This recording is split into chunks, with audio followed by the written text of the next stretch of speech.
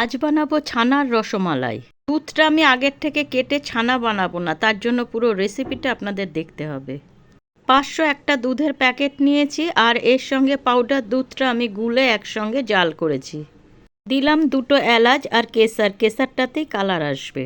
10-12 কোয়া খেজুর আর বেশ কিছু কিশমিশ নিয়ে আমি একসঙ্গে দুধ দিয়ে ফেটিয়ে নিয়েছি। দুধটা আস্তে আস্তে জাল দিয়ে এইভাবে ঘন করে নিতে হবে।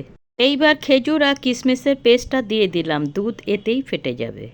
এখানে আমি আর অন্য কোনো মিষ্টি ব্যবহার করিনি। রসগোল্লা চিপে রসটা বার করে ছানার মধ্যে দিয়ে দিলাম। 3-4 মিনিট একটু ভালো করে নাড়াচাড়া করেই হয়ে গেল ছানার রসমালাই। এটা গরম গরম খেতেই খুব টেস্ট লাগে। যারা মিষ্টি পছন্দ করেন না খুব একটা, সুগার পেশেন্ট, তাদের জন্য একদম আইডল রেসিপি। খুব অল্প উপকরণে খুব অল্প সময় তৈরি হয়ে যায়। আমার ঘরে তো কোনো রাখারাখি সিন নেই, বানাতে বানাতেই শেষ হয়ে যায়।